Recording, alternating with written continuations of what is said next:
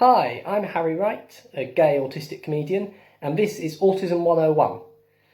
It's a new web series in which I'll explore autism, a little bit about how life of autism works, and try and give you some useful tips for navigating lockdown, whether you're autistic or not. Now, I'm a gay autistic comedian, the fourth best in Britain that I know of, soon down to fifth now as diagnoses get more common and diagnostic criteria improves. And yeah, tumbling down the rankings every day, so hopefully I'll be able to leverage myself back up to level 4th or 5th with this. And what we're going to be looking at is how lockdown's treating us all, and how things can be more difficult or sometimes even easier for people with autism at times like this. And over the course of the series, I'm going to be giving you 101 top tips for being autistic. So if you're thinking of becoming autistic, or you know someone that's interested in getting into it, then yeah, follow this advice. Give you some great tips on how to get away with almost anything when you're autistic, and sometimes when you're gay as well. Now, I hope everyone's doing all right. Obviously, it's a very difficult, stressful time for everyone at the moment.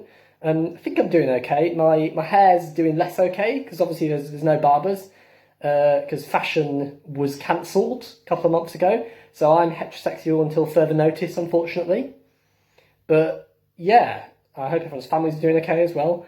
Mine are, fortunately, but I'm a bit worried. I've got elderly grandparents, worried about vulnerable groups, worried about them getting anything. My grandma has Alzheimer's, and sometimes she doesn't fully understand why my mum and dad can't visit her at the moment, and why they're not able to come round. And sometimes my mum relays this to me, but she doesn't tell the whole story.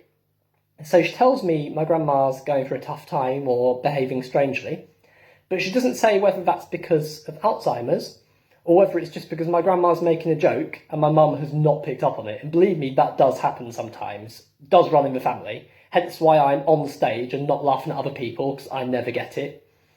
She said the other day, "Oh, your grandmother's really struggling, you should give her a ring. She's living on lettuce." I gave her a ring and asked her about this, and she said that she had bought a lettuce that day. Not that she was living on it, but she bought one that day. Like, that was how much it was exaggerated.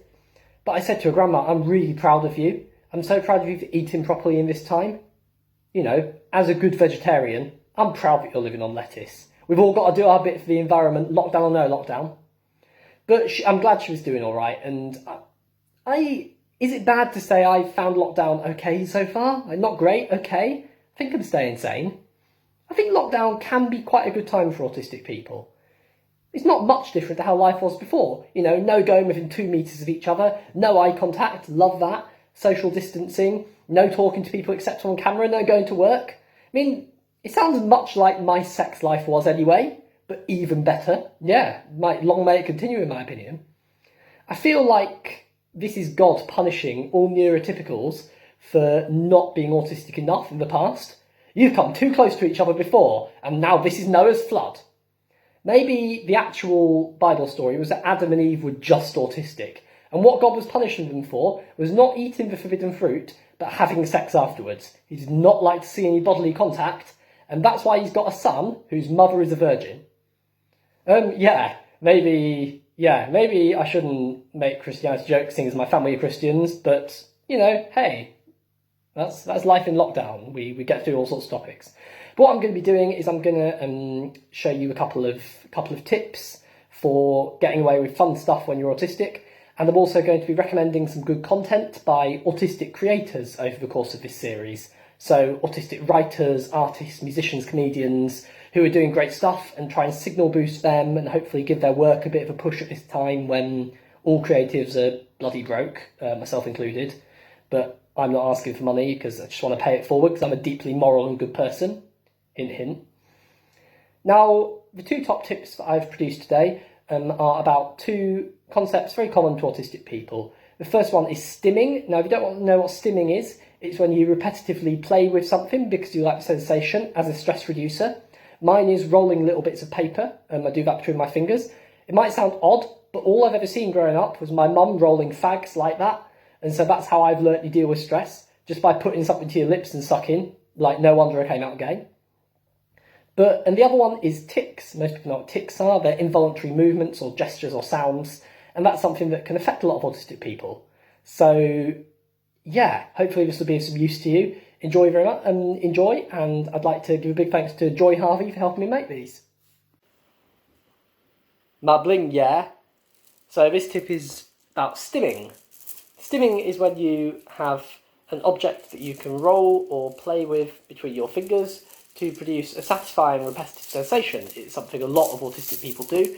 So I have got here 2 sets of anal beads that I like to stim with. Or at least that's what the girl upstairs told me they were. Because these are going to go in the wash now. And I'm a bit worried all this gold leaf might wash off. She might not be too happy. Harry, does my butt look big in this? Yes. Oh, sorry, it's a tick. I have to say yes anytime someone asks me a question. Does that mean you're going to do the washing up for the rest of the year then? And I'm magically cured. Right, so every week I'm going to be recommending something by an autistic creator, perhaps an author, a comedian, an artist whose work I think needs putting out there a bit more. Have I changed my shirt? Because these are filmed on separate days. Only my stylist knows. And today's, the first autistic creator I'd like to plug is Dara McAnulty. He is a 16-year-old writer and ecological activist, similar to sort of British Greta Thunberg. Well, I say British, you kill me for that. Irish, very, very Irish Greta Thunberg. And he goes by, you can find him on most social media at Naturalist Dara. He's got a book coming out called Diary of a Young Naturalist. It's a brilliant book. I've read bits and pieces of it. Normally, I would have a copy of the item to plug. I haven't got it here because it's at my mum's and I'm very much locked down, not at my mum's. So I'm going to use this to represent a fantastic hardback book that you should consider getting. That's Diary of a Young Naturalist by Dara McAnulty. He's doing great things to save the world. Yeah, look, check him out on social media. He does a great work with Chris Packham on Springwatch as well. Yeah, give it a look, guys.